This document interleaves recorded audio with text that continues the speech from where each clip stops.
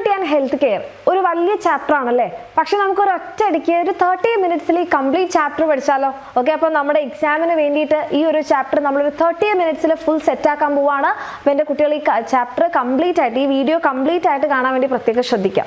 അപ്പോൾ ആദ്യം തന്നെ നമ്മുടെ ഈ ചാപ്റ്റർ തുടങ്ങുമ്പോൾ ഹെൽത്ത് എന്താണെന്ന് ഡിഫൈൻ ചെയ്തുകൊണ്ടാണ് പോകുന്നത്. സോ ഹെൽത്ത് എന്ന് പറഞ്ഞാൽ എന്താണ്? നമ്മൾ പണ്ട് കരുതിയിരുന്ന അസുഖം ഇല്ലാത്ത അവസ്ഥ എന്നാണ്. പക്ഷെ ഇപ്പോൾ പറയുന്നത് എന്താണ്? Physical, mental and social wellbeing, ശാരീരികവും മാനസികവും അതുപോലെ സാമൂഹികപരവുമായിട്ടുള്ള ഒരു വെൽബീങ് ഉണ്ടെങ്കിലാണ് ഒരാൾ എന്ത് പറയുക, ആരോഗ്യവാനാണെന്ന് പറയാം. അപ്പൊ നമുക്ക് ആ അസുഖം ഉണ്ടാവുക അല്ലെ, നമുക്ക് പലതരത്തിൽ പല കാരണങ്ങൾ കൊണ്ട് നമുക്ക് എന്തുണ്ടാവാറുണ്ട്, നമ്മുടെ ഈ ഒരു ആരോഗ്യം തെറ്റാറുണ്ട്. അപ്പൊ അതിനുള്ള കാരണങ്ങൾ എന്ന് പറയുമ്പോൾ ചിലപ്പോൾ രോഗാണുക്കളാവാം, ചിലപ്പോൾ പോഷകക്കുറവാവാം, ചിലപ്പോൾ നമ്മുടെ ജീവിത രീതികൾ, ലൈഫ് സ്റ്റൈൽ ആവാം, അല്ലെങ്കിൽ നമ്മുടെ എന്താണ് ഹെറിഡിറ്റി അല്ലെങ്കിൽ പാരമ്പര്യമാകാം അല്ലെ.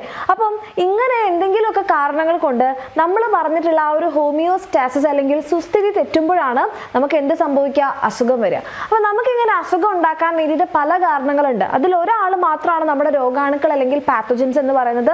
അതിൽ നമുക്ക് പോളൻ ഗ്രെയിൻസ് വരും, ഡസ്റ്റ്, പൊടിപടലങ്ങൾ വരും, അല്ലെങ്കിൽ ചില ഫുഡ് ഐറ്റംസ് വരാം, ചില കെമിക്കൽസ് വരാം. അപ്പൊ ഇവരെല്ലാം നമ്മുടെ ശരീരത്തിനുള്ളിൽ കയറിയിട്ട് നമ്മുടെ ഇമ്മ്യൂണിറ്റിനെ സ്റ്റിമുലേറ്റ് ചെയ്യാണ്, അല്ലെങ്കിൽ നമ്മുടെ പ്രതിരോധ വ്യവസ്ഥയെ ഉത്തേജിപ്പിക്കുമ്പോഴാണ് എന്തുണ്ടാവുന്നത്, നമ്മൾക്കിതേ അസുഖമെല്ലാം ഉണ്ടായിട്ട് മാറുന്നത്. സോ ഇത്തരത്തിൽ നമ്മുടെ ശരീരത്തിനുള്ളിൽ കയറിയിട്ട് നമ്മളുടെ ഇമ്മ്യൂണിറ്റിനെ സ്റ്റിമുലേറ്റ് ചെയ്യുന്ന വസ്തുക്കളെ നമുക്ക് എന്ത് വിളിക്കാം, ആന്റിജൻസ് എന്ന് വിളിക്കാം. അപ്പൊ ആന്റിജൻസ് എന്ന് പറഞ്ഞാൽ നിങ്ങൾ ഒരിക്കലും തെറ്റിദ്ധരിക്കരുത്, രോഗാണുക്കൾ മാത്രമാണെന്ന്. നമ്മുടെ ശരീരത്തിന്റെ ഉള്ളിൽ കയറി നമ്മുടെ ഇമ്മ്യൂണിറ്റിനെ സ്റ്റിമുലേറ്റ് ചെയ്യണ എന്തിനേയും നമുക്ക് എന്ത് വിളിക്കാം, ആന്റിജൻസ് എന്ന് വിളിക്കാം. അപ്പം ഈ ആന്റിജൻസ് ഒക്കെ നമ്മുടെ ചുറ്റുപാടുണ്ടായിട്ട് നമുക്ക് എല്ലാ ദിവസവും അസുഖം വരാറില്ല അല്ലെ. അപ്പൊ അതിനൊരു കാരണം നമ്മുടെ ശരീരത്തിന്റെ ഇമ്മ്യൂണിറ്റി അല്ലെങ്കിൽ പ്രതിരോധമാണ്. ഓക്കെ, ഈ രോഗാണുക്കളുടെ ഒക്കെ എൻട്രി തടയാനും അഥവാ കടന്നിട്ടുണ്ടെങ്കിൽ അവരെയൊക്കെ നശിപ്പിക്കാനുള്ള ഒരു പ്രതിരോധ സംവിധാനം നമ്മുടെ ശരീരത്തിലുണ്ട്. ആ ഒരു ഇമ്മ്യൂണിറ്റി നമുക്ക് രണ്ട് തരത്തിലാണ്, ഇന്നേറ്റ് ഇമ്മ്യൂണിറ്റി അല്ലെങ്കിൽ സഹജ പ്രതിരോധം, അക്വയർഡ് ഇമ്മ്യൂണിറ്റി അല്ലെങ്കിൽ ആർജിത പ്രതിരോധം. ഇതിൽ ഇന്നേറ്റ് ഇമ്മ്യൂണിറ്റി അല്ലെങ്കിൽ സഹജ പ്രതിരോധം എന്ന് പറഞ്ഞാൽ നമ്മൾ ജനിക്കുമ്പോൾ തന്നെ നമുക്ക് കിട്ടുന്ന പ്രതിരോധമാണ്. ഓക്കെ, അത് മെയിനായിട്ട് ചെയ്യുന്നത് നമ്മുടെ ശരീരത്തിലെ രോഗാണുക്കൾ കടക്കാതെ തടയുക. മെയിനായിട്ട് എന്താണ്, എൻട്രി പ്രിവെന്റ് ചെയ്യുക എന്നുള്ളതല്ലേ. അപ്പൊ എൻട്രി പ്രിവെന്റ് ചെയ്യുന്നതാണ് നമ്മുടെ പ്രൈമറി ലെവൽ. ആരും കടക്കാതെ നോക്കുക എന്നുള്ളതാണ് നമ്മുടെ പ്രൈമറി ലെവൽ എന്ന് പറയുന്നത്. ഇനി അഥവാ ആരെങ്കിലും കടന്നാൽ അവരെ നശിപ്പിക്കാനുള്ളതാണ് നമ്മുടെ സെക്കൻഡറി ലെവൽ ഡിഫൻസ് അല്ലെങ്കിൽ ദ്വിതീയ തല പ്രതിരോധം എന്ന് പറയുന്നത്. സോ ഈ രണ്ട് ലെവൽ ആയിക്കോട്ടെ നമുക്ക് ജനിക്കുമ്പോൾ തന്നെ കിട്ടുന്നതാണ്. സോ അതുകൊണ്ടാണ് ഇതിന് ഇന്നേറ്റ് ഇമ്മ്യൂണിറ്റി അല്ലെങ്കിൽ നമ്മൾ സഹജ പ്രതിരോധം എന്ന് പറയുന്നത്. അപ്പൊ അതിലെ പ്രൈമറി ലെവൽ ഡിഫൻസ് ആണ് നമ്മുടെ രോഗാണുക്കൾ കടക്കാതെ തടയുന്നതാണ്. ആരൊക്കെ? മെയിനായിട്ട് നമ്മുടെ സ്കിന്നുണ്ട്. നമ്മുടെ സ്കിന്നിൽ നമുക്ക് സ്വെറ്റ്, വിയർപ്പും അതുപോലെ സീബവും ഉണ്ട്. ഇത് രോഗാണുക്കളുടെ എൻട്രി പ്രിവെന്റ് ചെയ്യുന്നുണ്ട്. പിന്നെ നമ്മുടെ ചെവിയിൽ വാക്സ്, നമ്മുടെ സെലൈവയിലും ടിയേഴ്സിലും നമുക്ക് ലൈസോസൈം, എൻസൈം, പിന്നെ നമ്മുടെ ട്രക്കിയ, ശ്വസന പദത്തിൽ സീലിയ ഉണ്ട്, നമ്മുടെ സ്റ്റൊമക്കിൻ്റെ അകത്തിൽ ആമാശയത്തിനകത്ത് ഹൈഡ്രോക്ലോറിക് ആസിഡ് ഉണ്ട്, പിന്നെ നമ്മുടെ ശ്ലേഷ്മസ്തരം എവിടെയുണ്ട്, നമ്മുടെ ത്രോട്ടിലും മൂക്കിലും ഒക്കെ ഉണ്ട്. പിന്നെ നമ്മുടെ എവിടെ കാണും, നമുക്ക് നമ്മുടെ ഇന്റേണൽ ഓർഗൻസ് ആയിട്ടുള്ള സ്മോൾ ഇൻറ്റെസ്റ്റൈനിലൊക്കെ ഈ പറഞ്ഞതുപോലെ തന്നെ നമ്മുടെ മ്യൂക്കസ് മെംബ്രെയിനും മ്യൂക്കസിന്റെ സെക്രീഷനും കാണാം. അതുപോലെ തന്നെ നമ്മുടെ ഡൈജസ്റ്റീവ് ട്രാക്റ്റിലുള്ള യൂസ്ഫുൾ ബാക്ടീരിയ ഒക്കെ എന്താണ്, നമ്മുടെ സെൽസിൻ്റെ ഉള്ളിലേക്ക് രോഗാണുക്കളുടെ പ്രവേശനം, രോഗാണുക്കളുടെ എൻട്രി തടയുന്നുണ്ട്. ഇനി അഥവാ ആരെങ്കിലും കടന്നു കഴിഞ്ഞാൽ നമ്മുടെ സെക്കൻഡറി ലെവൽ ഡിഫൻസ് ഓൺ ആകും. അതാണ് നമ്മളുടെ നമ്മുടെ ബ്ലഡ് സെൽസ് എന്ന് പറയുന്നത്. അപ്പോൾ ബ്ലഡ് സെൽസിൽ തന്നെ WBC അല്ലെങ്കിൽ വെളുത്ത രക്താണുക്കളാണ് നമുക്ക് എന്ത് തരുന്നത്, ഡിഫൻസ് തരുന്നത്. അതിൽ 5 ആൾക്കാരുണ്ട്. പക്ഷെ അതിൽ 4 ആൾക്കാരാണ് നമ്മുടെ ഇന്നേറ്റ് ഇമ്മ്യൂണിറ്റിയിൽ വരുന്നത്. അതിലൊരാളായിട്ടുള്ള നമ്മുടെ ന്യൂട്രോഫിലും അതുപോലെ മോണോസൈറ്റും. ഇവർ രണ്ടുപേരും ചെയ്യുന്നത് ഫാഗോസൈറ്റോസിസ് ആണ്, രോഗാണുക്കളെ വിഴുങ്ങി നശിപ്പിക്കുക എന്നുള്ളതാണ്. അതിൽ ന്യൂട്രോഫിൽ എന്താണ്, നമ്മുടെ ബാക്ടീരിയനെ എല്ലാം വിഴുങ്ങി നശിപ്പിക്കുമ്പോൾ മോണോസൈറ്റ് ബാക്ടീരിയനെ അതുപോലെ തന്നെ ഡെഡ് സെൽസിനെ എല്ലാത്തിനും എന്ത് ചെയ്യുന്നുണ്ട്, വിഴുങ്ങി നശിപ്പിക്കുന്നുണ്ട്. ഇത് മറ്റുള്ള ഇമ്മ്യൂൺ സെൽസിനെ സ്റ്റിമുലേറ്റ് ചെയ്യും കൂടെ മോണോസൈറ്റ് ചെയ്യും. ന്യൂട്രോഫിൽ ആണെന്നുണ്ടെങ്കിൽ എന്ത് ചെയ്യും, ഈ രോഗാണുക്കൾക്കെതിരായിട്ടുള്ള ചില കെമിക്കൽസ് ഉണ്ടാക്കും. ഇനി ബേസോഫിലിന്റെ കാര്യം പറയുകയാണെന്നുണ്ടെങ്കിൽ ഹെപ്പാരിൻ, ഹിസ്റ്റമിൻ, സെറട്ടോണിൻ പോലത്തെ കുറച്ച് കെമിക്കൽസ് ഒക്കെ ഉണ്ടാക്കിയിട്ട് ഇത് എന്ത് ചെയ്യുന്നുണ്ട്, നമുക്ക് ഇൻഫ്ലമേഷന് കാരണമാവുന്ന ഒരാൾ കൂടിയാണ് നമ്മുടെ ബേസോഫിൽ. അതിൽ ഹെപ്പാരിൻ നിങ്ങൾക്കറിയാം, രക്തം കട്ട പിടിക്കാതിരിക്കാനുള്ള കെമിക്കലാണ്. പിന്നെ ഹിസ്റ്റമിൻ ആണ് നമുക്ക് അലർജിക് റിയാക്ഷൻ ഉണ്ടാക്കുന്നത്, അതായത് ഇൻഫ്ലമേഷന് കാരണമായിട്ടുള്ള ആൾ ബേസോഫിലാണ്. ഇനി ഈസിനോഫിൽ പറയുകയാണെന്നുണ്ടെങ്കിൽ നമ്മുടെ ശരീരത്തിൽ വരുന്ന കെമിക്കൽസിനെല്ലാം ന്യൂട്രലൈസ് ചെയ്യുക. അതേപോലെ തന്നെ എന്താണ്, അലർജിക്ക് കാരണമായിട്ടുള്ള സാധനങ്ങളെല്ലാം എന്ത് ചെയ്യുക, ന്യൂട്രലൈസ് ചെയ്യുക എന്നുള്ളതാണ് ഈസിനോഫിലിന്റെ ഫംഗ്ഷൻ. ഇത് ഇമ്പോർട്ടൻ്റ് ആണ് മക്കളെ, ഇത് എക്സാമിന് ചോദിക്കും. ഓക്കെ, പിന്നെ പിന്നെ നമ്മുടെ ഫാഗോസൈറ്റോസിസിനെ കുറിച്ച് നമ്മൾ പറഞ്ഞു അല്ലേ. അപ്പോൾ ഫാഗോസൈറ്റോസിസ് എന്ന് പറഞ്ഞാൽ ഇത്രയേ ഉള്ളൂ, രോഗാണുക്കളെ വിഴുങ്ങി നശിപ്പിക്കുന്ന ഒരു പ്രോസസ്സാണ്. Okay, so process of white blood cells engulf and destroy pathogen. അതിൻ്റെ ഒരു ഡയഗ്രമാണ് നിങ്ങൾക്ക് ഇവിടെ തന്നിട്ടുള്ളത്. നമുക്ക് 2 ഫാഗോസൈറ്റുകളാണുള്ളത്, ഒന്ന് ന്യൂട്രോഫിലും ഒന്ന് മോണോസൈറ്റും. അപ്പോൾ ഈ ഒരു ഡയഗ്രാം വളരെ ഇമ്പോർട്ടൻ്റ് ആണ്. ഇത് നിങ്ങളുടെ പബ്ലിക് എക്സാമിന് മോഡൽ ക്വസ്റ്റ്യൻ പേപ്പറിലൊക്കെ വന്നിട്ടുള്ള ഡയഗ്രമാണ് കേട്ടോ. അപ്പോൾ ഇത് നമ്മുടെ രോഗാണു അല്ലെ പാത്തജൻ വരുന്നു, നമ്മുടെ ഫാഗോസൈറ്റ് എന്ത് ചെയ്യും, റിസെപ്റ്റർ ഉപയോഗിച്ച് അതിനെ ബൈൻഡ് ചെയ്യും, അതിനൊരു മെംബ്രെയിൻ സാക്കിൻ്റെ ഉള്ളിലാക്കും, അതിനെയാണ് ഫാഗോസോം എന്ന് പറയാം. ഇനി നമ്മുടെ ഈ ഒരു ഫാഗോസൈറ്റിൻ്റെ ഉള്ളിലുള്ള എൻസൈം നിറച്ച ലൈസോസോമും ഫാഗോസോമും കൂടി ചേർന്ന് ഫാഗോ ലൈസോസോം ആകും. ഈ എൻസൈം എന്ത് ചെയ്യും, ഈ ലൈസോസോമിൻ്റെ ഉള്ളിലുള്ള എൻസൈം നമ്മുടെ പാത്തോജനെ പൊട്ടിച്ച് കളയും, അങ്ങനെ വേസ്റ്റ് റിമൂവ് ചെയ്യും. സോ രോഗാണുവിനെ വിഴുങ്ങി നശിപ്പിച്ചു. ഇതിനെയാണ് നമ്മൾ ഫാഗോസൈറ്റോസിസ് എന്ന് പറയാം. Then comes inflammatory response. അതായത് നമ്മുടെ ശരീരത്തിൽ ഒരു മുറിവുണ്ടാവുന്ന സമയത്ത് ആ മുറിവുണ്ടായ ഭാഗം ചുവന്ന് തുടുത്ത് വീർത്തു വരും അല്ലേ, അതിനെയാണ് നമ്മൾ ഇൻഫ്ലമേഷൻ എന്ന് പറയാം. ആക്ച്വലി ഇത് എന്താണ്, ഇതൊരു പ്രതിരോധ പ്രവർത്തനമാണ്. എന്തിനു വേണ്ടിയിട്ടാണെന്ന് പറഞ്ഞാൽ നമ്മുടെ ശരീരം മുറിഞ്ഞു കഴിഞ്ഞാൽ അവിടെ എന്താണ്, അവിടെ നമ്മളുടെ ഹിസ്റ്റമിൻ റിലീസ് ചെയ്യും. ആ ഇൻജുവേർഡ് ആയിട്ടുള്ള ടിഷ്യൂസ് ഹിസ്റ്റമിൻ എന്ന് പറയുന്ന കെമിക്കൽ റിലീസ് ചെയ്യും. ആ ഹിസ്റ്റമിൻ റിലീസ് ചെയ്ത് കഴിഞ്ഞാൽ ബ്ലഡ് കാപ്പിലറീസ് അല്ലെങ്കിൽ രക്തലോമികൾ അങ്ങോട്ട് വികസിക്കും. രക്തലോമികൾ വികസിക്കുമ്പോൾ ആ ഭാഗത്തേക്ക് കുറേ രക്തം ഒഴുകിയെത്തുമ്പോൾ എന്താണ്, നമ്മുടെ ന്യൂട്രോഫിലിനും മോണോസൈറ്റിനും വേഗത്തിൽ നമ്മുടെ രോഗാണുക്കളെല്ലാം വിഴുങ്ങി നശിപ്പിക്കാൻ വേണ്ടിയിട്ട് സഹായിക്കും. അപ്പോൾ അത് എന്താണ്, ഒരു പ്രതിരോധ പ്രവർത്തനമാണ്. Then comes fever. അപ്പോൾ ഫീവർ എന്ന് പറഞ്ഞാൽ നമ്മൾക്ക് എല്ലാവർക്കും ഒരു നോർമൽ ബോഡി ടെമ്പറേച്ചർ ഉണ്ട്, അതാണ് 98.6 ഡിഗ്രി ഫാരൻഹീറ്റ് അല്ലെങ്കിൽ 37 ഡിഗ്രി സെൽഷ്യസ്. അപ്പം നമ്മുടെ ശരീര താപനില ഇതിലും കൂടുന്ന അവസ്ഥയെയാണ് നമ്മൾ പനി എന്ന് പറയുക. ആൻഡ് പനി ഒരു പ്രതിരോധ പ്രവർത്തനമാണ് അല്ലെങ്കിൽ ഒരു അസുഖത്തിന്റെ ലക്ഷണമാണ്. ഓക്കെ, ഒരു അസുഖമല്ല. അതായത് നമ്മുടെ ശരീരത്തിൽ എന്തെങ്കിലും ഇൻഫെക്ഷൻ, എന്തെങ്കിലും അണുബാധയോ അല്ലെങ്കിൽ എന്തെങ്കിലും ഇൻഫ്ലമേഷൻ ഒക്കെ ഉണ്ടാവുന്ന സമയത്ത് നമ്മുടെ ശരീരത്തിലെ WBC എന്ത് ചെയ്യും, പൈറോജൻസ് എന്ന് പറയുന്ന കെമിക്കൽസ് റിലീസ് ചെയ്യും. ഈ പൈറോജൻസ് നമ്മുടെ ബ്രെയിനിന്, നമ്മുടെ മസ്തിഷ്കത്തിനെ ട്രിഗർ ചെയ്യും. എന്തിനു വേണ്ടിയിട്ട്, ടെമ്പറേച്ചർ ഇൻക്രീസ് ചെയ്യാൻ. അപ്പോൾ ടെമ്പറേച്ചർ ഇൻക്രീസ് ചെയ്യുമ്പോൾ എന്താണ് ഗുണം, നമ്മുടെ രോഗാണുക്കളുടെ പെരുകൽ നിരക്ക്, അവരുടെ ഗ്രോത്ത് അങ്ങോട്ട് കുറയും. അവരുടെ ഗ്രോത്ത് കുറഞ്ഞു കഴിഞ്ഞാൽ ഫാഗോസൈറ്റോസിസ് വളരെ എഫക്റ്റീവ് ആകും. അതായത് ഉള്ള ആൾക്കാരെ വേഗം നശിപ്പിച്ചാൽ മതി. സോ ഫാഗോസൈറ്റോസിസിനെ ഹെൽപ്പ് ചെയ്യുന്നുണ്ട് ഈ ബോഡി ടെമ്പറേച്ചർ കൂടുന്നത്.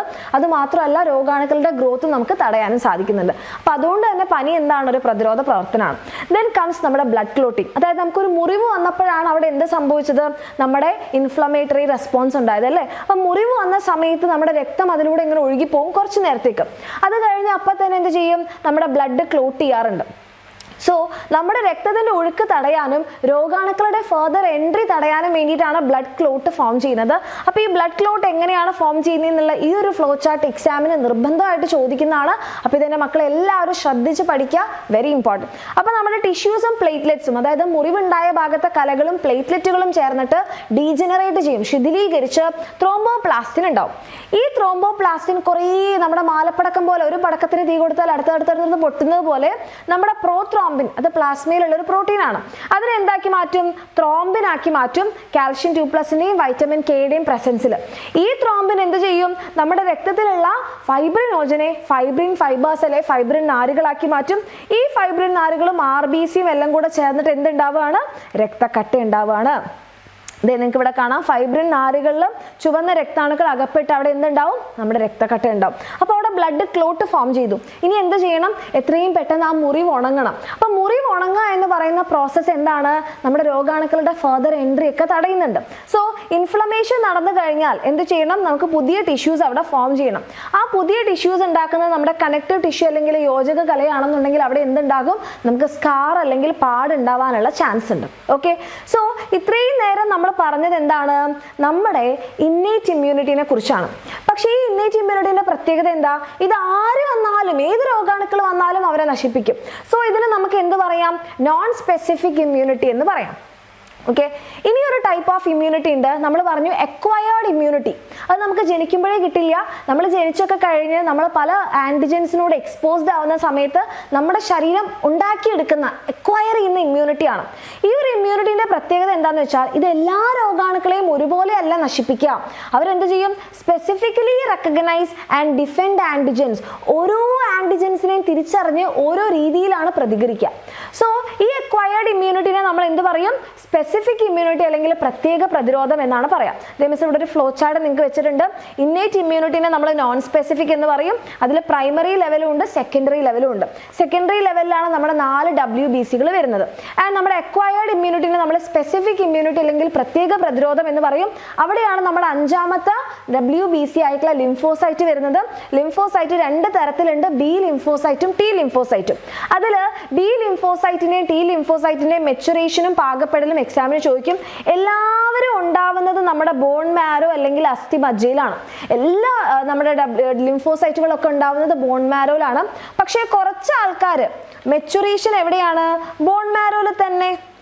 ഓക്കെ, അപ്പൊ നമ്മുടെ ബോൺ മാരോയിൽ തന്നെ മെച്ചുറേഷൻ സംഭവിച്ച ആൾക്കാരാണ് ബി ലിംഫോസൈറ്റ്. പക്ഷേ കുറച്ച് ആൾക്കാർ മെച്ചുറേഷൻ അല്ലെങ്കിൽ പാകപ്പെടലിന് വേണ്ടിയിട്ട് നമ്മുടെ തൈമസ് ഗ്ലാൻഡിലേക്ക് പോയി. തൈമസ് ഗ്ലാൻഡിലേക്ക് പോയവരാണ് ടി ലിംഫോസൈറ്റ്. അപ്പോൾ ഇവിടെ തന്നെ മക്കൾ നോക്കുക, ഫോർമേഷനും മെച്ചുറേഷനും ബോൺ മാരോയിൽ തന്നെ അവരാണ് ബി ലിംഫോസൈറ്റ്. ഇവരെന്താ ചെയ്യുക? രോഗാണുക്കൾക്കെതിരായിട്ടുള്ള ആന്റിബോഡീസ് ഉണ്ടാക്കും, ചില പ്രോട്ടീൻസ് ആണ്. അങ്ങനെയാണ് രോഗാണുക്കളെ നശിപ്പിക്കുക. പക്ഷേ T lymphocyte form in bone marrow, പക്ഷേ മെച്ചുവർ പാകപ്പെടൽ എവിടെയാണ്? തൈമസ് ഗ്ലാൻഡിലാണ്. ഇവരെന്താണ് ചെയ്യുക? രോഗാണുക്കളെ തിരിച്ചറിയും. ഇൻഫെക്റ്റഡ് ആയിട്ടുള്ള സെൽസിനെ, രോഗാണുബാധയേറ്റ കോശങ്ങളെ, അണുബാധയേറ്റ കോശങ്ങളെ തിരിച്ചറിഞ്ഞ് അവരെ നശിപ്പിക്കും. അതുകൂടാതെ ക്യാൻസർ കോശങ്ങളെ നശിപ്പിക്കും. ഇത് നിങ്ങളുടെ ടെക്സ്റ്റ് ബുക്കിൽ തന്നിട്ടുള്ള ടേബിൾ ആണ്. ഇത് ചിലപ്പോൾ നിങ്ങൾക്ക് ചോദിക്കാൻ ചാൻസ് ഉണ്ട് കേട്ടോ. എവിടെയാണ് ഫോർമേഷൻ, എവിടെയാണ് മെച്ചുറേഷൻ, എന്താണ് അതിന്റെ function? Very important. Then comes നമ്മുടെ വാക്സിനേഷൻ. അപ്പോൾ വാക്സിനേഷന്റെ പിതാവാണ് നമ്മുടെ എഡ്വേർഡ് ജെന്നർ. അപ്പോൾ ഈ ഒരു വാക്സിൻ എന്ന് പറയുന്ന വാക്ക് വന്നത് വാക്ക എന്ന് പറയുന്ന ലാറ്റിൻ വാക്കിൽ നിന്നാണ്. അതിന്റെ മീനിങ് കൗ എന്നാണ്. അതായത് ഒരു സ്ഥലത്ത് ഭയങ്കരമായിട്ട് കൗ പോക്സ് അല്ലെങ്കിൽ ഗോ വസൂരി പിടിപെട്ടു. പക്ഷെ അദ്ദേഹം നോക്കിയപ്പോൾ കൗ പോക്സ് വന്നപ്പോൾ ആൾക്കാർക്കൊന്നും എന്ത് വന്നില്ല? സ്മോൾ പോക്സ് വന്നില്ല. അപ്പം അതിനെന്തോ ഒരു കാര്യം ഉണ്ടെന്ന് അദ്ദേഹത്തിന് മനസ്സിലായി. അതിൽ നിന്നാണ് നമ്മുടെ വാക്സിനേഷൻ എന്ന് പറയുന്ന ഒരു കോൺസെപ്റ്റ് വരുന്നത്. സോ എന്താണ് വാക്സിൻ എന്ന് ചോദിച്ചു കഴിഞ്ഞാൽ, ഇങ്ങനെ കൃത്രിമമായിട്ട് ഇമ്മ്യൂണൈസേഷൻ ചെയ്യാൻ വേണ്ടി നമ്മൾ ഉപയോഗിക്കുന്ന വസ്തുക്കളാണ് അല്ലെങ്കിൽ സബ്സ്റ്റൻസസ് ആണ്. So vaccines R substances used for artificial immunization. കൃത്രിമ പ്രതിരോധവൽക്കരണത്തിന് വേണ്ടി നമ്മൾ ഉപയോഗിക്കുന്ന വസ്തുക്കളാണ് വാക്സിനുകൾ. ഇനി എന്താണ് ഈ ഇമ്മ്യൂണൈസേഷനിൽ ചെയ്യാം? ഒരു രോഗാണുവിന്റെ അറ്റാക്ക് നമ്മൾ നേരത്തെ മുന്നിൽ കണ്ട് നമ്മുടെ ബോഡിയിലുള്ള ഡിഫൻസ് സെൽസിനെ നമ്മൾ അലേർട്ട് ആക്കി നിർത്തുകയാണ്. Okay, so artificial method of preparing our immune cells in advance expecting the attack of pathogen. രോഗാണു അറ്റാക്ക് ചെയ്യാൻ ചാൻസ് ഉണ്ട് അല്ലേ, കോവിഡ് വരാൻ ചാൻസ് ഉണ്ടെന്ന് മുന്നിൽ കണ്ട് നമ്മൾ നേരത്തെ വാക്സിൻ എടുത്തു. അപ്പോൾ വാക്സിൻ എടുത്താൽ എങ്ങനെയാണ് നമുക്ക് നേരത്തെ റെഡി ആയിട്ടിരിക്കാൻ പറ്റുക? അതിന് എക്സാമ്പിൾ എന്താണെന്ന് വെച്ചാൽ ഇവരുടെ മോഡ് ഓഫ് ആക്ഷൻ ആണ് നമ്മൾ മനസ്സിലാക്കേണ്ടത്. അതായത് വാക്സിൻ്റെ അകത്ത് വാക്സിൻ എന്തായിട്ട് ആക്ട് ചെയ്യും? ഒരു ആൻറ്റിജൻ ആയിട്ട് പ്രവർത്തിക്കും. ആൻറ്റിജൻ ആയിട്ട് പ്രവർത്തിക്കും എന്ന് പറഞ്ഞാൽ നമുക്കറിയാം, ആൻറ്റിജൻസ് നമ്മുടെ ശരീരത്തിൽ കയറി കഴിഞ്ഞാൽ നമ്മുടെ ഇമ്മ്യൂൺ സെൽസ് എന്താവും? സ്റ്റിമുലേറ്റ് ആകും അല്ലേ, അവർ ആൻറ്റിബോഡീസ് ഉണ്ടാക്കും ഇവർക്കെതിരായിട്ടുള്ള. ഓക്കെ, സോ ഈ വാക്സിൻസ് ഒരു ആൻറ്റിജൻ ആയിട്ട് പ്രവർത്തിക്കും. ഈ ആൻറ്റിജൻസ് നമ്മുടെ ശരീരത്തിൽ ചെറിയ എമൗണ്ടിലേ നമ്മൾ വാക്സിനിലൂടെ ഇൻസേർട്ട് ചെയ്യുള്ളൂ. അപ്പം ഈ ആൻറ്റിജൻസിനെ കണ്ടാൽ നമ്മുടെ ഇമ്മ്യൂൺ സെൽസ് സ്റ്റിമുലേറ്റ് ആയി ഇവർക്കെതിരെ ആൻറ്റിബോഡീസ് ഉണ്ടാക്കും, ഈ ആൻറ്റിജൻസിനെ നശിപ്പിക്കും. പക്ഷെ ആ ഉണ്ടായ ആൻറ്റിബോഡീസ് അവിടെ തന്നെ നിലനിന്ന് ഇനി ഒരു ഒറിജിനൽ അറ്റാക്ക് വരുന്ന സമയത്ത് ഇവരെ നശിപ്പിച്ചോളും. സോ ഇങ്ങനൊരു ടേബിൾ മക്കളെ ടെക്സ്റ്റ് ബുക്കിൽ തന്നിട്ടുണ്ട്. ഇത് ഇമ്പോർട്ടൻ്റ് ആണ്. അതായത് നമ്മുടെ MMR എന്ന് പറയുന്ന വാക്സിനിൽ എന്താണുള്ളത്? അതായത് വാക്സിനിൽ മിസ് പറഞ്ഞു വാക്സിൻസ് ആൻറ്റിജൻസ് ആയിട്ട് പ്രവർത്തിക്കും. അപ്പോൾ വാക്സിനിലുള്ള ചില ഘടകങ്ങളാണ് ആൻറ്റിജൻസ് ആയിട്ട് പ്രവർത്തിക്കുക. ഫോർ എക്സാമ്പിൾ MMR വാക്സിനിൽ ആ ഒരു രോഗാണു, ഓക്കെ, ആ രോഗം ഉണ്ടാക്കുന്ന രോഗാണുവിൻ്റെ ന്യൂട്രലൈസ്ഡ് പാത്തോജൻ ആണ് അതിനകത്ത് ഉണ്ടാവുക. ആ ന്യൂട്രലൈസ്ഡ് പാത്തോജൻ ആണ് അവിടുത്തെ ആൻറ്റിജൻ. ഓക്കെ, ഇനി OPV ഓറൽ പോളിയോ വാക്സിൻ, പോളിയോയ്ക്ക് എതിരായിട്ട് എടുക്കുന്ന വാക്സിൻ ആണ്. അപ്പോൾ അതിൻ്റെ അകത്ത് എന്താണ്? Dead pathogen. ഈ ഒരു പോളിയോ ഉണ്ടാക്കുന്ന വൈറസിന്റെ ഡെഡ് ആയിട്ടുള്ള പാത്തജൻ ആണ് അതിനകത്ത് ഉണ്ടാകുക. It will act as antigen. പിന്നെ നമ്മുടെ HPV വാക്സിൻ ആണെന്നുണ്ടെങ്കിലോ അതിനകത്ത് നമ്മുടെ പാത്തജന്റെ രോഗാണുവിന്റെ ശരീരഭാഗങ്ങളാണ് ഉണ്ടാവുക. ഇനി കോവിഡ് വാക്സിൻ്റെ അകത്താണെങ്കിലോ ആ വൈറസിന്റെ ജനറ്റിക് മെറ്റീരിയൽ ആണ് ഉണ്ടാവുക. സോ ഓരോ അസുഖത്തിനും എന്താണ് അതിൻ്റെ അകത്തുള്ള ആൻറ്റിജൻ എന്ന് പഠിച്ചു വെക്കുക. ഈ ആൻറ്റിജൻസ് നമ്മുടെ ബോഡിയിൽ ഇൻസേർട്ട് ചെയ്യുമ്പോൾ, ഇഞ്ചെക്ട് ചെയ്യുമ്പോൾ നമ്മുടെ ബോഡി അവരെ തിരിച്ചറിയുകയും അവർക്കെതിരായിട്ടുള്ള ആൻറ്റിബോഡീസ് ഉണ്ടാക്കുകയും ചെയ്യും. ആ ആൻറ്റിബോഡീസ് കുറേ കാലം നമ്മുടെ ശരീരത്തിൽ നിലനിൽക്കും. പിന്നെ ആ ഒരു വൈറസോ അല്ലെങ്കിൽ ആ ഒരു അസുഖത്തിന് കാരണമായിട്ടുള്ള പാത്തോജൻ അറ്റാക്ക് ചെയ്യുമ്പോൾ ഓൾറെഡി ഉണ്ടാക്കി വെച്ച ഈ ആൻറ്റിബോഡീസ് വെച്ച് അവരെ നശിപ്പിക്കും. സോ അതാണ് നമ്മുടെ വാക്സിനുകൾ. ഓക്കെ, സോ ഇത്രയാണ് നമ്മുടെ ഇമ്മ്യൂണിറ്റീൻ്റെ സെക്ഷൻ വരുന്നത്. ഇനിയാണ് മക്കളെ നമ്മുടെ അസുഖങ്ങൾ. സോ അസുഖങ്ങൾ എന്ന് പറയുമ്പോൾ നമ്മുടെ ഇമ്മ്യൂൺ സിസ്റ്റത്തിന് എന്തെങ്കിലും തകരാറ് സംഭവിക്കുമ്പോൾ, അല്ലെങ്കിൽ ജനിതക തകരാറ് കൊണ്ട്, അല്ലെങ്കിൽ നമ്മുടെ ജീവിത ശൈലിയിൽ എന്ന പ്രശ്നങ്ങൾ കൊണ്ട്, അല്ലെങ്കിൽ നമ്മുടെ രോഗാണുക്കളൊക്കെ ആവുമ്പോൾ നമ്മുടെ ആ ഒരു ഹോമിയോസ്റ്റാസിസിൽ ഉണ്ടാവുന്ന ഇംബാലൻസ് ആണ് നമുക്ക് അസുഖത്തിന് കാരണം അല്ലേ. അപ്പൊ ഈ അസുഖങ്ങൾ തന്നെ നമ്മൾ നേരത്തെ പറഞ്ഞ പോലെ ജനിതക രോഗങ്ങളും ഉണ്ട്, അക്വയർഡ് ഡിസീസസും ഉണ്ട്. അപ്പൊ ഈ അക്വയർഡ് ഡിസീസസ് എന്ന് പറയുമ്പോൾ നമ്മുടെ ജീവിത കാലയളവിൽ നമുക്ക് ഉണ്ടാവുന്ന അസുഖങ്ങളാണ്. അതിൽ തന്നെ കമ്മ്യൂണിക്കബിളും ഉണ്ട്, നോൺ കമ്മ്യൂണിക്കബിളും ഉണ്ട്. അതായത് പകരുന്ന അസുഖങ്ങളും ഉണ്ട്, പകരാത്ത അസുഖങ്ങളും ഉണ്ട്. പകരുന്ന അസുഖങ്ങൾ മിക്കവാറും നമ്മുടെ രോഗാണുക്കളാണ് ഉണ്ടാക്കുന്നത്. Virus, bacteria, fungus, protozoa, worms, വിരകൾ എന്നൊക്കെ പറഞ്ഞിട്ട്. പകരാത്ത അസുഖങ്ങൾ എന്ന് പറയുമ്പോൾ നമ്മുടെ ജീവിതശൈലി കൊണ്ട്, ജനിതക കാരണങ്ങൾ കൊണ്ട്, പിന്നെ എന്താണ് നമ്മുടെ തൊഴിൽപരമായ കാരണങ്ങൾ കൊണ്ടൊക്കെ അല്ലെങ്കിൽ പോഷകക്കുറവ് കൊണ്ടൊക്കെ വരുന്നതൊക്കെ പകരാത്ത അസുഖങ്ങളാണ്. അപ്പം നമുക്ക് ആദ്യം എന്ത് ചെയ്യാം, നമ്മുടെ പകരുന്ന അസുഖങ്ങൾ നോക്കാം. അപ്പം ഈ അസുഖങ്ങൾ എങ്ങനെയൊക്കെ പകരും എന്നുള്ളൊരു ഒരു ഡയഗ്രമാണ് ഇവിടെ തന്നിരിക്കുന്നത്. ഇതെന്തായാലും നോട്ട് ചെയ്ത് വെക്കാം കേട്ടോ. പല രീതിയിൽ നമുക്ക് എന്ത് ചെയ്യും, നമുക്ക് അസുഖങ്ങൾ പകരാൻ ചാൻസ് ഉണ്ട്.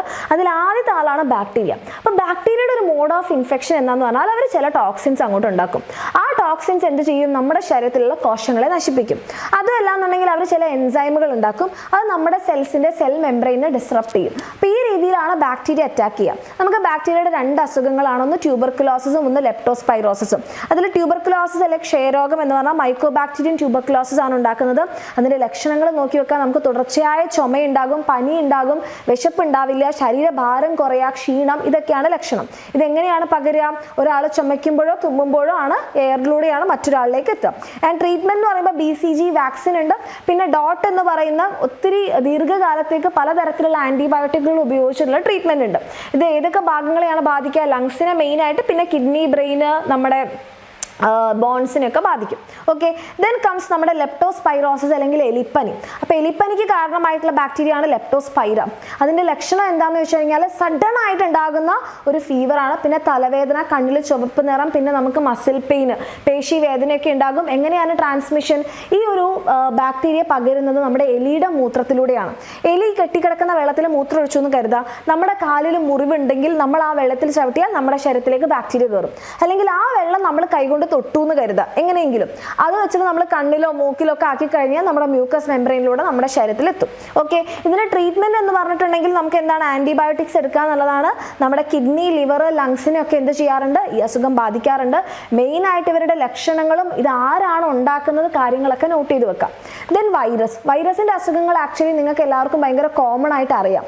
ഈ വൈറസിന്റെ ഒരു പ്രത്യേകത എന്താന്ന് പറഞ്ഞാൽ വൈറസിന് ഒരു കോശം അല്ലെങ്കിൽ ഒരു സെല്ലില്ല. ആകെയുള്ളത് ഒരു പ്രോട്ടീൻ കൂട്ട്, ഒരു ജനറ്റിക് മെറ്റീരിയൽ ആണ്. അതിൽ തന്നെ മെയിൻ ആയിട്ടുള്ള ഒരു അസുഖമാണ് AIDS, acquired immuno deficiency syndrome. അപ്പോൾ ഇത് നമ്മളെ ബാധിക്കുന്ന, നമുക്ക് ഉണ്ടാക്കുന്ന വൈറസ് ആണ് HIV, human immuno deficiency virus. അപ്പോൾ ഇത് എന്താന്ന് പറഞ്ഞാൽ മോഡ് ഓഫ് ട്രാൻസ്മിഷൻ എന്തായാലും പഠിക്കുക മക്കളെ. എങ്ങനെയാണ് ഈ അസുഖം പകരുക? അസുഖമുള്ള അമ്മയിൽ നിന്ന് കുഞ്ഞിലേക്ക് വരാം. അതേപോലെ തന്നെ നമ്മുടെ നീഡിൽസ് ഒക്കെ ഷെയർ ചെയ്യുന്നതിലൂടെ വരാം. ഒരു അസുഖമുള്ള ആൾ ഉപയോഗിച്ച് നീഡിൽസ് ഷെയർ ചെയ്യുമ്പം. അതേപോലെ തന്നെ നമ്മളുടെ എന്താണ് ഓർഗൻസോ ബ്ലഡോ ഡൊണേഷനിലൂടെ വരാം. അൺപ്രൊട്ടക്റ്റഡ് ആയിട്ടുള്ള അസുഖമുള്ള ആളുടെ കൂടെയുള്ള സെക്ഷൽ കോൺടാക്റ്റിലൂടെ വരാം. ഓക്കെ, ഇനി ഇത് എങ്ങനെയാണ് ബാധിക്കുക എന്ന് വെച്ചാൽ നമ്മുടെ T ലിംഫോസൈറ്റുകളെയാണ് ബാധിക്കുക. T ലിംഫോസൈറ്റുകളെ നശിപ്പിക്കുകയാണ് ഈ വൈറസ് ചെയ്യുക. അപ്പോൾ T ലിംഫോസൈറ്റുകളുടെ എണ്ണം കുറയുന്നത് വഴി നമുക്ക് എന്താണ്, നമ്മുടെ ഇമ്മ്യൂണിറ്റി കുറയും. അങ്ങനെ ഇമ്മ്യൂണിറ്റി കുറയുന്നത് വഴി നമുക്ക് പലതരത്തിലുള്ള അസുഖങ്ങൾ വരികയാണ് ചെയ്യുന്നത്. ഇതിന്റെ പ്രിവെൻഷൻ എന്ന് പറഞ്ഞാൽ കറന്റ് നമുക്ക് മെഡിസിൻ ഒന്നുമില്ല. നമുക്ക് ആന്റി റിട്രോവൈറൽ തെറാപ്പി വഴി അല്ലെങ്കിൽ ട്രീറ്റ്മെന്റ് വഴി നമ്മുടെ ഉള്ള ഇമ്മ്യൂണിറ്റി എന്ത് ചെയ്യാൻ നമുക്ക് പിടിച്ചു നിർത്താം.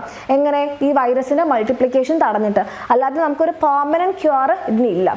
ഓക്കെ, ഇതിന്റെ മെഡിസിന് വേണ്ടിയിട്ടുള്ള ട്രൈ ഇപ്പോഴും നടന്നുകൊണ്ടിരിക്കുകയാണ്. അതിന് ജീൻ തെറാപ്പി വഴിയോ അല്ലെങ്കിൽ ഇതിനെതിരായിട്ടുള്ള വാക്സിനൊക്കെ ട്രൈ ചെയ്തുകൊണ്ടിരിക്കുകയാണ്. ഇതുവരെ സക്സസ്ഫുൾ ആയിട്ടില്ല. ദെൻ കംസ് നിപ്പ എന്ന് പറയുന്ന അസുഖം ഉണ്ടാക്കുന്ന നിപ്പ വൈറസ് ആണ്. ഇതിന്റെ ലക്ഷണങ്ങൾ fever, headache, muscular pain, vomiting, ചുമ, ഇതൊക്കെയാണ് ഇതിൻ്റെ അസുഖങ്ങൾ. ഇത് അഡ്വാൻസ്ഡ് ആവുമ്പം, അതായത് ലാസ്റ്റ് സ്റ്റേജിലേക്കൊക്കെ ആവുന്ന സമയത്ത് നമുക്ക് ഡിസോറിയൻറ്റേഷൻ ഉണ്ടാകും. അതേപോലെ തന്നെ എന്താണ്, എപ്പിലെപ്സി, അപസ്മാരം ഉണ്ടാകും. പിന്നെ എന്താണ്, നമ്മുടെ കോൺഷ്യസ്നെസ്, നമ്മുടെ ബോധം നഷ്ടപ്പെടുന്ന അവസ്ഥയൊക്കെ വരും. ഇത് എങ്ങനെയാണ് പകരുക? വവ്വാലിലൂടെയാണ് മെയിനായിട്ട് ഈ വൈറസ് പുറത്തു വരുന്നത്. അപ്പോൾ വവ്വാല് കഴിച്ച ഫ്രൂട്ട് നമ്മൾ കഴിച്ചാൽ വവ്വാലിൻ്റെ മൂത്രം, അതായത് യൂറിൻ അല്ലെങ്കിൽ സലൈവ ആയിട്ട് നമ്മൾ കോൺടാക്റ്റിൽ വന്നാൽ നമുക്ക് കിട്ടും. ഇനി ഇതേ സെയിം വഴിയായിട്ട് പന്നിക്ക് അസുഖം കിട്ടും. പന്നി ഇറച്ചി നമ്മൾ കഴിച്ചാൽ നമുക്കും കിട്ടും. ഈ രീതിയിലാണ് പകരുക. Then comes fungal disease. നമുക്ക് രണ്ട് അസുഖങ്ങളെ പഠിക്കാനുള്ളൂ. ഇത് മെയിൻ ആയിട്ട് എന്താണ് ചെയ്യാന്ന് വെച്ചാൽ ചില ടോക്സിൻസ് ഉണ്ടാക്കുക. മെയിൻ ആയിട്ട് നമ്മുടെ സ്കിന്നിനെയും നെയിൽസിനൊക്കെയാണ് ബാധിക്കുക. അതിലൊരു അസുഖമാണ് റിംഗ് വോം അല്ലെങ്കിൽ വട്ടച്ചൊറി, മറ്റേതാണ് കാൻഡിഡിയാസിസ്. അപ്പോൾ ഇതെന്താണ്, മെയിൻ ആയിട്ട് ടച്ചിലൂടെ ആണ് ഇത് പകരുക. രണ്ട് അസുഖങ്ങളും ടച്ചിലൂടെ പകരും. അതേപോലെ തന്നെ ഇതെന്താണ്, കണ്ടാമിനേറ്റഡ് ഒബ്ജക്ട്സുമായിട്ട് നമ്മൾ കോൺടാക്റ്റിൽ വന്നാൽ, കണ്ടാമിനേറ്റഡ് എന്ന് പറഞ്ഞാൽ ഈ ഫംഗൽ ഇൻഫെക്ഷൻ ഉള്ള സാധനങ്ങൾ നമ്മൾ തൊട്ട് കഴിഞ്ഞാൽ നമുക്കും കിട്ടും. പിന്നെ എന്താണ്, എന്താണ് ഈ കാൻഡിഡിയാസിന്റെ കാര്യത്തിൽ ക്ലോത്ത്സ് ഒക്കെ അസുഖമുള്ള ആൾ ഉപയോഗിച്ച ക്ലോത്ത്സ് ഒക്കെ നമ്മൾ ഷെയർ ചെയ്യുന്നതിലൂടെയും സെക്ഷൽ കോണ്ടാക്റ്റിലൂടെയും കാൻഡിഡിയാസിസ് പകരും. ഇനി വട്ടച്ചൊറിയുടെ ലക്ഷണം നിങ്ങൾക്ക് കാണുമ്പോൾ തന്നെ മനസ്സിലാകും. സർക്കുലാർ ഷേപ്പിലുള്ള റെഡ് റൗണ്ട് ബ്ലിസ്റ്റേഴ്സ് ആയിട്ടാണ് നമുക്കിത് കാണാം. ഇച്ചിങ് ചൊറിച്ചിലുണ്ടാക്കും. ആൻഡ് കാൻഡിഡിയാസിന്റെ കാര്യത്തിലാണെങ്കിൽ വായിൽ ഇതേ വൈറ്റ് പാച്ച് ഉണ്ടാകും. അതുകൂടാതെ എന്താണ് ബാധിച്ചെടുത്ത് ചുവന്ന ചൊറിച്ചിലുണ്ടാക്കുന്ന പാടുകൾ, നിറം മങ്ങിയുള്ള കട്ടിയുള്ള നഖങ്ങളൊക്കെ ഉണ്ടാവും. ദെൻ നമ്മുടെ പ്രോട്ടോസോവ 2 അസുഖങ്ങളാണ്. ഒന്ന് അമീബിക് എൻസെഫലൈറ്റിസ്, അതേപോലെ തന്നെ മലേറിയ. അതിൽ ഇവരെന്ന് പറഞ്ഞിട്ടുണ്ടെങ്കിൽ പ്രോട്ടോസോവ എന്ന് പറഞ്ഞാൽ മെയിനായിട്ട് നമ്മുടെ റെഡ് ബ്ലഡ് സെൽസിനെയാണ് ഇൻഫെക്ട് ചെയ്യാം. ഓക്കെ, ഇവരെന്ത് ചെയ്യും? Release harmful substances that effect the physiological activities. ഇവർ റിലീസ് ചെയ്യുന്ന ഹാംഫുൾ സബ്സ്റ്റൻസസ് നമ്മളുടെ എന്താണ് നമ്മുടെ ശരീരത്തിലെ ശാരീരിക പ്രവർത്തനങ്ങൾ എന്താണ് തടസ്സപ്പെടുത്തുകയാണ് ചെയ്യുക. സോ യൂണിസെല്ലുലാർ ആയിട്ടുള്ള യൂക്കാരിയോട്സ് ആണ്. പക്ഷേ ഇവർ എടുത്തു പറയാൻ കാരണം പ്രോട്ടോസോവ നിങ്ങൾക്ക് മുന്നേ പരിചയം ഇല്ലാത്തതുകൊണ്ടാണ് കേട്ടോ. Some protozoa infect red blood cells, ചുവന്ന രക്താണുക്കളെയാണ്. They multiply inside them, red blood സെൽസിനെ മൾട്ടിപ്ലൈ ചെയ്ത് അതിനെ നശിപ്പിക്കും. Some others release harmful substances, അത് നമ്മുടെ ഫിസിയോളജിക്കൽ ആക്ടിവിറ്റീസിനെ ബാധിക്കും. അതിൽ മലേറിയനെ പഠിക്കുമ്പോൾ നിങ്ങൾ ആലോചിക്കുക, പ്ലാസ്മോഡിയം ആണ് ഈ അസുഖം ഉണ്ടാക്കുന്നത്. പരത്തുന്ന കൊതുകാണ് നമ്മളെ അനോഫിലസ് മൊസ്കിറ്റോ. ഈ അനോഫിലസ് മൊസ്കിറ്റോ ആദ്യം നമ്മുടെ റെഡ് ബ്ലഡ് സെൽസ്, നമ്മുടെ ചുവന്ന രക്താണുക്കൾ RBCയിൽ വരും. അവിടെ കിടന്ന് മൾട്ടിപ്ലൈ ചെയ്തതിന് ശേഷം അത് ലിവറിലേക്ക്, ആദ്യം നമ്മുടെ ലിവറിലേക്ക് പോകും. ആദ്യം ലിവറിലാണ് ഇൻഫെക്ട് ചെയ്യുക. ലിവറിൽ ഇൻഫെക്ട് ചെയ്ത് അവരവിടെ വളർന്നതിന് ശേഷം നേരെ നമ്മുടെ RBC അല്ലെ റെഡ് ബ്ലഡ് സെൽസിലേക്ക് പോകും. അവസാനം എന്ത് ചെയ്യും? നമ്മുടെ റെഡ് ബ്ലഡ് സെൽസിനെ നശിപ്പിക്കും. ലക്ഷണങ്ങൾ ഇൻ്റർമീഡിയൻ്റ് ആയിട്ടുള്ള ഇടവിട്ടുള്ള പനി ഉണ്ടാവും, കുളിര് എന്ന് പറയില്ലേ, ചിൽസ് ഉണ്ടാകും, വിറയൽ ഉണ്ടാവും, ഷിവറിങ് ഉണ്ടാവും, പിന്നെ ഹെഡേക്ക്, വോമിറ്റിംഗ്, ഡയറിയ, അനീമിയ, ഇങ്ങനത്തെ എല്ലാ സാധനങ്ങളും ഉണ്ടാവും. Treatment anti malarial treatment medicines ആണ് നമ്മൾ എടുക്കുക. Okay, so plasmodium symptoms, anopheles പെൺകൊതുകുകൾ, ഇത് പ്രത്യേകം നോക്കുക, ഇത് വെരി ഇമ്പോർട്ടൻ്റ് ആണ് കേട്ടോ. ആൻറ്റി മലേറിയൽ മരുന്നുകളാണ് ഉപയോഗിക്കുക. ഓക്കെ, ദെൻ അടുത്തതാണ് അമീബിക് എൻസെഫലൈറ്റിസ്. ഈ അടുത്ത കാലത്തായിട്ട് നമ്മൾ ഏറ്റവും കൂടുതൽ കേട്ടിട്ടുള്ള ഒരു അസുഖമാണ് അമീബിക് എൻസെഫലൈറ്റിസ്. അതെന്താണെന്ന് വെച്ചാൽ കെട്ടിക്കിടക്കുന്ന വെള്ളത്തിലാണ് ഈ ഒരു നമ്മുടെ അമീബ, നെഗ്ലേരിയ ഫൗലേരിയ എന്ന് പറയുന്ന അമീബ ഉണ്ടാവാം. ഇത് നമ്മൾ മുഖം കഴുകുമ്പോഴോ കുടിക്കുമ്പോഴോ കുളിക്കുമ്പോഴൊക്കെ ആയിട്ട് എന്താണ് നമ്മുടെ ചെവിയിലൂടെ മൂക്കിലൂടെ കയറിയിട്ട് നമ്മുടെ ബ്രെയിനിനെയാണ് ഇത് ഇൻഫെക്ട് ചെയ്യുക. ഓക്കെ, ഇതാ കെട്ടിക്കിടക്കുന്ന വെള്ളത്തിലാണ് ഇവരുണ്ടാവാം. ഇത് മെയിനായിട്ട് ഇൻഫെക്ട് ചെയ്യുന്നത് നമ്മുടെ ബ്രെയിനിനെയാണ്. സോ അങ്ങനത്തെ വെള്ളത്തിലൊന്നും പോയി കളിക്കാതിരിക്കുക എന്നുള്ളതാണ് ഇത് വരാതിരിക്കാനുള്ള മെയിൻ ആയിട്ടുള്ള ചെയ്യേണ്ടത്. ഇനി ഡിസീസ് ബൈ വേംസിൽ 2 അസുഖങ്ങളാണ്. ഒന്ന് വിരശല്യം, അത് നമുക്ക് പിൻവേം, കൃമിയും അതുപോലെ റൗണ്ട് വേമും ഉണ്ടാക്കുന്നുണ്ട്. ഈ നഖം കിടക്കുന്ന ഹാബിറ്റിലൂടെയാണ് നമുക്ക് മെയിനായിട്ട് ഇത് വരിക. പിന്നെ കൈ കഴുകാതെയൊക്കെ ഭക്ഷണം കഴിച്ചാൽ, കാരണം ഇത് സോയിലൊക്കെ ഉണ്ടാകും ഈ സാധനം, അല്ലെങ്കിൽ കണ്ടാമിനേറ്റഡ് വാട്ടറിലൊക്കെ ഈ വിരകൾ ഉണ്ടാവും. സോ അത് നമ്മുടെ ഉള്ളിൽ എത്തിക്കഴിഞ്ഞാൽ നമുക്ക് എന്താണ്, നമുക്ക് വിശപ്പില്ലായ്മ ഉണ്ടാകും, നമുക്ക് ഭയങ്കര ക്ഷീണം ഉണ്ടാകും, ടയേർഡ്നെസ് ഉണ്ടാകും, ലാക്ക് ഓഫ് ന്യൂട്രീഷൻ, കോൺസെൻട്രേഷൻ ഉണ്ടാവില്ല, അതുപോലെ വിശപ്പില്ലായ്മ, വെയിറ്റ് ലോസ്, ഇങ്ങനത്തെ ലക്ഷണങ്ങളൊക്കെ ഉണ്ടാകും. ഇതിന് ആൽബെൻഡസോൾ എന്ന് പറയുന്ന മെഡിസിനാണ് നമ്മൾ ഉപയോഗിക്കുക. ദെൻ ഫൈലേറിയാസിസ്, ഫൈലേറിയൽ വിരകളാണ് ഇത് പരത്തുക. ഇത് കൊതുകിലൂടെയാണ് ഒരാളിൽ നിന്ന് മറ്റൊരാളിലേക്ക് വരിക. ആ കൊതുകാണ് ക്യുലെക്സ് മൊസ്കിറ്റോ. അപ്പോൾ ക്യുലെക്സ് മൊസ്കിറ്റോ നമ്മളെ കടിക്കുന്ന സമയത്ത് നമ്മുടെ ബ്ലഡിൽ ഫൈലേറിയൽ വിരകളുടെ ലാർവ എത്തും. ആ ലാർവ നമ്മുടെ ബ്ലഡിലൂടെയൊക്കെ പോയി വളർന്ന് അവസാനം ലിംഫാറ്റിക് വെസലിൽ എത്തിയാൽ, ലിംഫ് വാഹികളിലെത്തി അവരവിടെ തങ്ങിക്കിടക്കും. പിന്നെ അവിടെ നിന്ന് മൂവ് ചെയ്യൂല. അപ്പോൾ അവരവിടെ തങ്ങിക്കിടന്നു കഴിഞ്ഞാൽ ലിംഫാറ്റിക് വെസൽ ബ്ലോക്ക് ആവും. അപ്പം ലിംഫിന് ഒഴുകാൻ പറ്റൂല. അപ്പം ലിംഫാറ്റിക് വെസൽ ഇങ്ങനെ വീർത്ത് വരും. അങ്ങനെ ലിംഫാറ്റിക് വെസൽ വീർത്ത് വരുന്നതാണ് നമ്മൾ എന്ത് പറയുന്നത്, മന്ദരോഗം അല്ലെ ഫൈലേറിയാസിസ് എന്ന് പറയുന്നത്. പരത്തുന്നത് നമ്മുടെ ഫീമെയിൽ ക്യുലെക്സ് മൊസ്കിറ്റോകളാണ്. കണ്ടോ, ലിംഫ് വാഹികളിൽ എത്തിക്കഴിഞ്ഞാൽ അവരവിടെ തങ്ങി നിന്ന് പിന്നെ എന്താണ് ലിംഫിൻ്റെ ഒഴുക്ക് തടസ്സപ്പെടുത്തും. അപ്പോൾ ഈ കൊതുക് കാരണങ്ങളിൽ അസുഖം വരാതിരിക്കാൻ നമ്മൾ എന്ത് ചെയ്യണം, മൊസ്കിറ്റോ കൺട്രോൾ ചെയ്യണം. മൊസ്കിറ്റോയുടെ ബ്രീഡിംഗ് ഗ്രൗണ്ട്, കെട്ടിക്കിടക്കുന്ന വെള്ളമുള്ള സാഹചര്യങ്ങൾ ഒഴിവാക്കണം. അതേപോലെ തന്നെ വീടുകളിലൊക്കെ നെറ്റൊക്കെ ഉപയോഗിക്കാം. Then comes cancer. ഇത് അങ്ങനെ പകരുന്ന ഒരു അസുഖമല്ല. ക്യാൻസർ എന്താ സംഭവിക്കുന്നത് വെച്ചാൽ നമ്മുടെ സെൽ ഡിവിഷൻ ഒരു കൺട്രോൾഡ് പ്രോസസ്സാണ്. പക്ഷേ പല കാരണങ്ങൾ കൊണ്ട് ഈ കൺട്രോൾ മെക്കാനിസം ഫെയിൽ ആയിക്കഴിഞ്ഞാൽ സെൽസ് അൺകൺട്രോൾഡ് ആയിട്ട് ഡിവൈഡ് ചെയ്യും. അവരെന്താവും, കൺട്രോൾ മെഷീൻ ഫെയിൽ ആയിക്കഴിഞ്ഞാൽ നോർമൽ സെൽ ക്യാൻസർ സെല്ലാവും. അപ്പോൾ അവർ അൺകൺട്രോൾഡ് ആയിട്ടും അബ്നോർമൽ ആയിട്ടും അനിയന്ത്രിതമായിട്ടും പിന്നെ എന്താണ് അസാധാരണമായിട്ടും വിഭജിക്കും. അങ്ങനെ കോശങ്ങൾ വിഭജിച്ച് ഒരു എണ്ണത്തിൽ കൂടുതലാകുമ്പോൾ അവർ നമ്മുടെ ബ്ലഡിലും ലിംഫിലൂടെയും മറ്റു ഭാഗങ്ങളിലേക്ക് സ്പ്രെഡ് ആവും. ഈ അവസ്ഥയാണ് ക്യാൻസർ. ക്യാൻസറിനുള്ള കാരണങ്ങൾ ജനിതക മാറ്റങ്ങളാവാം, എൻവയോൺമെന്റൽ പരിസ്ഥിതിക കാരണങ്ങളാകാം, വൈറൽ ഇൻഫെക്ഷൻ ആവാം, അല്ലെങ്കിൽ ലൈഫ് സ്റ്റൈൽ ആവാം. പല കാരണങ്ങൾ കാരണങ്ങൾ കൊണ്ട് വരാറുണ്ട്. Surgery, chemotherapy, radiation therapy, immunotherapy, targeted therapy, ഇതൊക്കെ നമുക്ക് ട്രീറ്റ്മെന്റ് ആയിട്ട് ചെയ്യാം. ദെൻ നമ്മുടെ പകരാത്ത മറ്റ് അസുഖങ്ങളാണ് ലൈഫ് സ്റ്റൈൽ ഡിസീസസ്, ജീവിതശൈലി രോഗങ്ങൾ, നമ്മൾ ഡയബറ്റിസ് മെലിറ്റസ്, ഹൈപ്പർ ടെൻഷൻ ഒക്കെ, പിന്നെ തൊഴിൽപരമായിട്ടുള്ള അസുഖങ്ങൾ, പിന്നെ ഓട്ടോ ഇമ്മ്യൂൺ ഡിസീസ് എന്ന് പറഞ്ഞാൽ നമ്മുടെ ഇമ്മ്യൂണിറ്റി നമ്മളെ തന്നെ അറ്റാക്ക് ചെയ്യുന്ന അവസ്ഥയാണ് ഓട്ടോ ഇമ്മ്യൂൺ ഡിസീസസ്.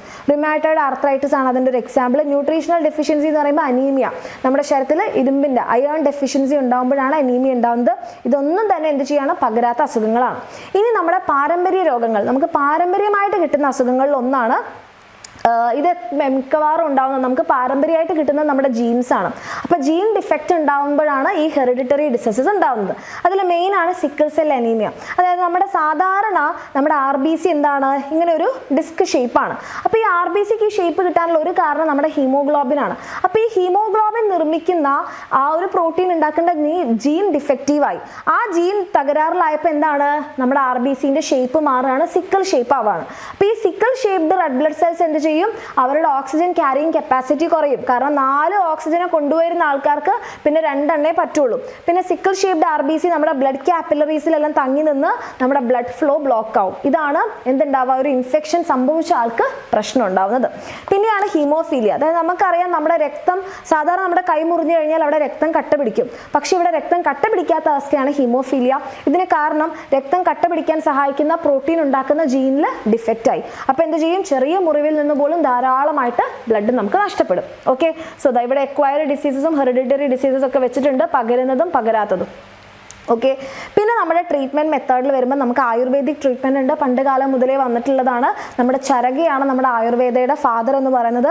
ഇതെന്ന് പറഞ്ഞിട്ടുണ്ടെങ്കിൽ നമ്മുടെ മെഡിസിൻ്റെ കൂടെ തന്നെ നമ്മുടെ ലൈഫ് സ്റ്റൈല്, ഡയറ്റിൻ്റെ റെഗുലേഷനിൽ കൂടെ ഇതെല്ലാം കൂടെ കൊണ്ടുപോകുമ്പോൾ, അതായത് മൊത്തത്തിലുള്ളൊരു ബാലൻസിലൂടെ മാത്രമേ നമുക്ക് അസുഖം ഉണ്ടാവാതിരിക്കൂ. അപ്പോൾ അതെല്ലാം കൂടെ കൺട്രോൾ ചെയ്തിട്ടുള്ളതാണ്. അപ്പോൾ അതിനകത്ത് ഡയറ്റ് വരും, ഹെർബൽ മെഡിസിൻസ് വരും, എക്സസൈസ്, യോഗ പോലത്തെ കാര്യങ്ങൾ വരും. ദെൻ ഹോമിയോപ്പത്തി എന്ന് പറയുമ്പോൾ നമ്മുടെ സാമുവൽ ഹനിമാനാണ് ഇത് കൊണ്ടുവന്നിട്ടുള്ളത്.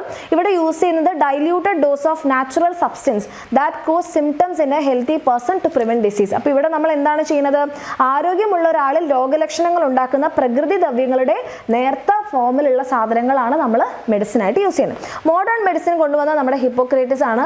പണ്ടുണ്ടായിരുന്ന കുറേ മിഥ്യാധാരങ്ങളിൽ നിന്നൊക്കെ നമുക്ക് പുറത്തു വരാൻ പറ്റിയത് ഈ മോഡേൺ മെഡിസിനിലൂടെയാണ്. അപ്പോൾ ഇവിടെ മോഡേൺ മെഡിസിൻ്റെ കാര്യത്തിൽ നമ്മൾ ആദ്യം ഡയഗ്നോസ് ചെയ്യും, രോഗം നിർണ്ണയിക്കും പല രീതിയിൽ.